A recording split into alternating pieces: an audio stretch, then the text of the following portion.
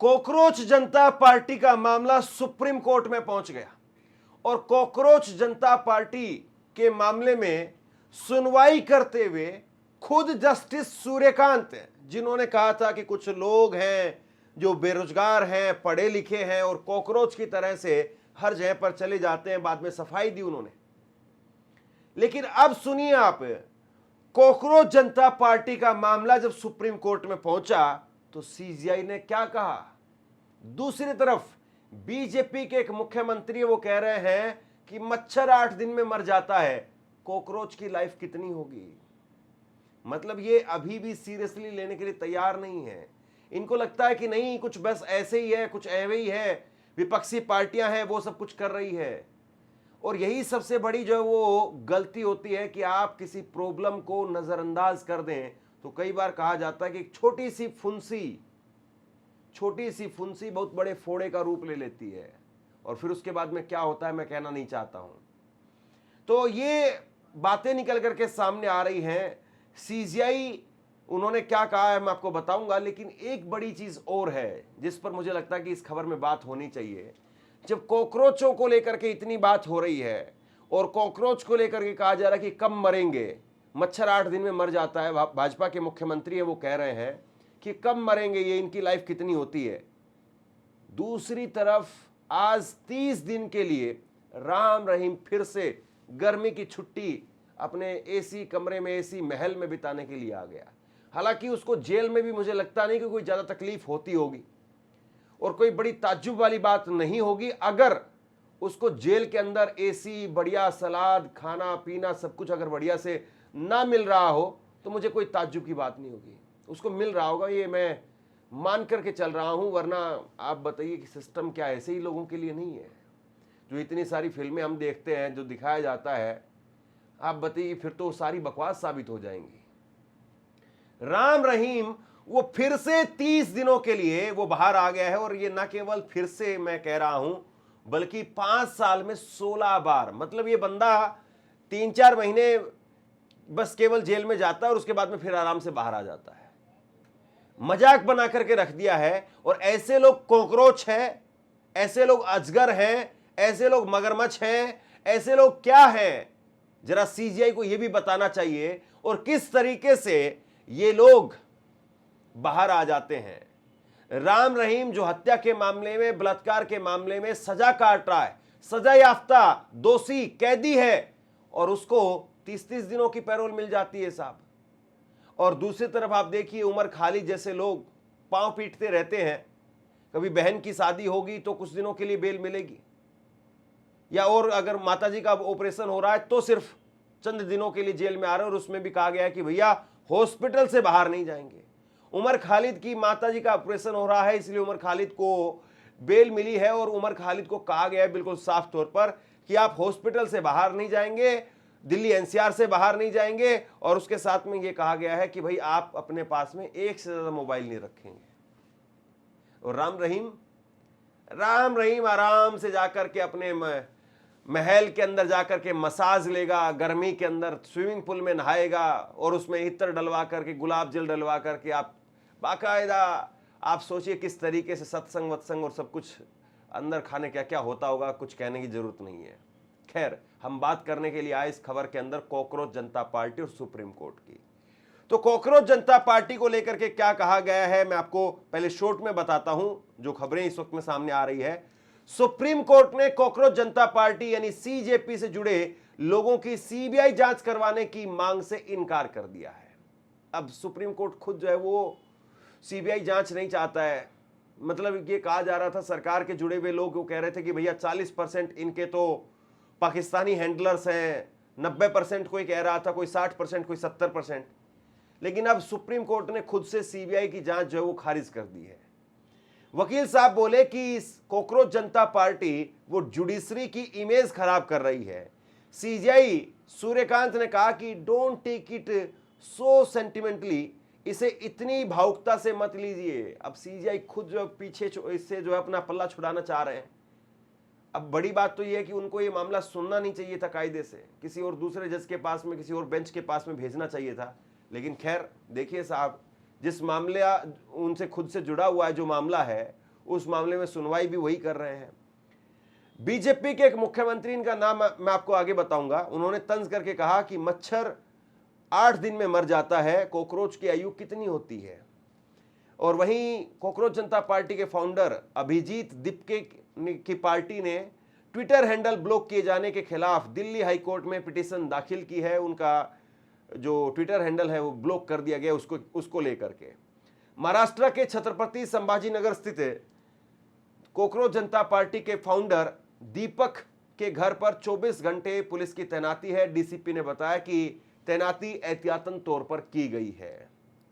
तो साहब, किसको बचाया जा रहा है, किसको फंसाया जा रहा है, किस पर गाज गिरेगी और किस पर नहीं गिरेगी, आप अंदाजा आसानी से लगा सकते हैं। अब सुनिए खबर विस्तार से। याचिकाकर्ता के वकील एनके गोस्वामी ने कहा कि सीजेपी यानी कॉकरोच जनता पार्टी जुडिशरी की इमेज खराब कर रही है। इसके बाद में सीजेआई यानी चीफ जस्टिस सूर्यकांत और जस्टिस जोयमाला बागसी और जस्टिस विपुल पंचोली की बेंच ने कहा कि इसे इतनी भावुकता से मत लीजिए। 3 जजों की बेंच थी और इन 3 जजों की बेंच में से 2 जज वो थे जो उस मामले के दौरान भी मौजूद थे जब मौखिक तौर पर सुप्रीम कोर्ट में टिप्पणी की गई थी कि कुछ बेरोजगार हैं जो कॉकरोच की भांति इधर उधर फैल गए हैं, सबके लिए प्रॉब्लम क्रिएट कर रहे हैं। मैं आगे कुछ नहीं कहना चाहता हूं, आप समझ गए होंगे।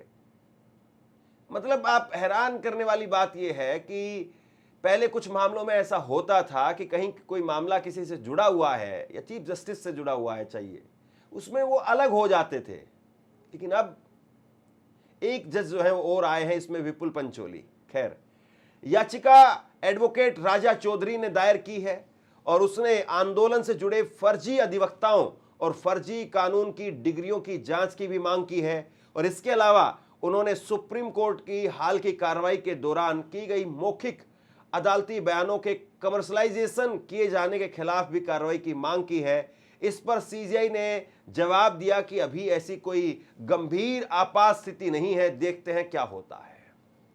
मतलब आप ये मान करके चलिए कि खारिज नहीं किया है सीजीआई ने खारिज इसको नहीं किया है।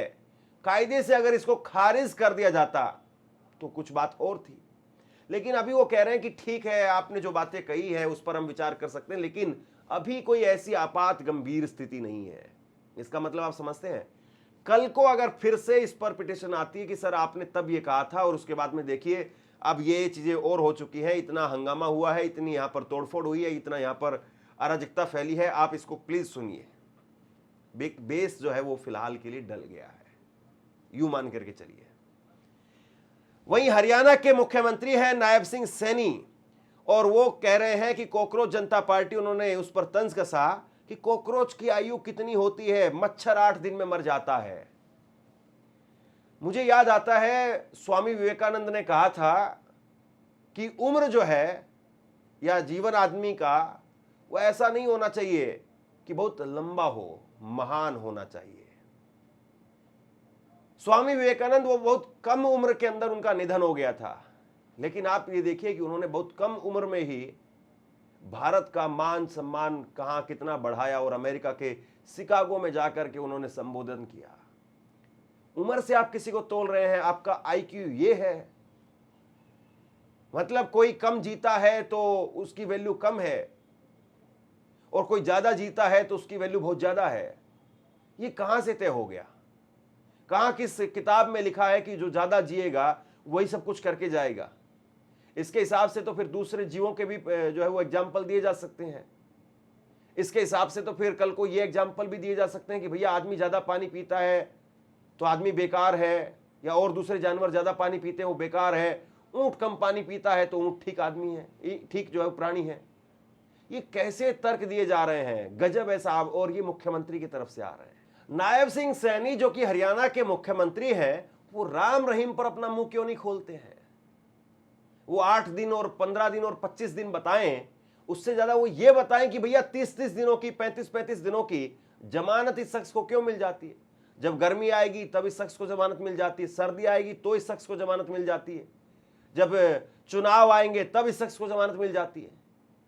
पिछले 5 सालों में ये 16 बार जमानत पर आ चुका है और पिछले 5 सालों में बीजेपी की डबल इंजन की सरकार है। बताइए आप। और ये जब जमानत पर भी आता है तो बड़े काफिले के साथ में लैंड क्रूजर गाड़ियां चलती हैं भैया। कोई इनसे पूछे कि भैया ये लैंड क्रूजर गाड़ियां कहां से आ रही हैं? देखिए जरा, राम रहीम पिछले 5 साल में अब तक 16 बार बाहर आ चुका है और आज फिर से 30 दिनों के लिए जेल से बाहर निकला है।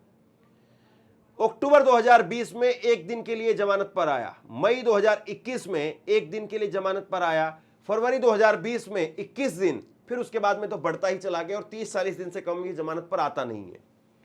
अक्टूबर 2022 में ये 40 दिनों के लिए जमानत पर आता है, जून 2022 में 30 दिनों के लिए जमानत पर आया, जनवरी 2023 में 40 दिन, जुलाई 2023 में ही फिर से 30 दिन, नवंबर 2023 में 21 दिन, जनवरी 2024 में 60 दिन, अगस्त 2024 में 21 दिन, सितंबर 2024 में 21 दिन, जनवरी 2025 में 30 दिन, अप्रैल 2025 में 21 दिन, अगस्त 2025 में 40 दिन, जनवरी 2026 में 40 दिन और मई 2026 में 30 दिन। मतलब अभी इस महीने इस साल के जो है 5 महीने बीते भी नहीं है और ये आदमी कुल मिलाकर के 5 महीनों में 70 दिन की जमानत पर आ गया है।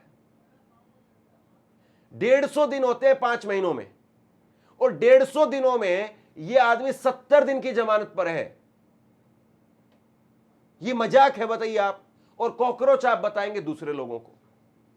ये कौन सा ज्ञानी है, कौन सा इसने पुण्य का काम किया है, कौन सा इसने सिस्टम के लिए काम किया है या कौन सा सिस्टम के लिए अंदर से काम करवाता है? 150 दिनों में ये आदमी 70 दिन पैरोल पर है, जमानत पर है।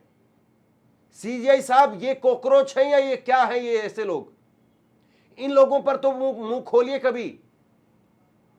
राम रहीम तो ऐसा लग रहा है कि जेल तो कभी कभी जाता है, वरना ये आदमी बाहर ही रहता है।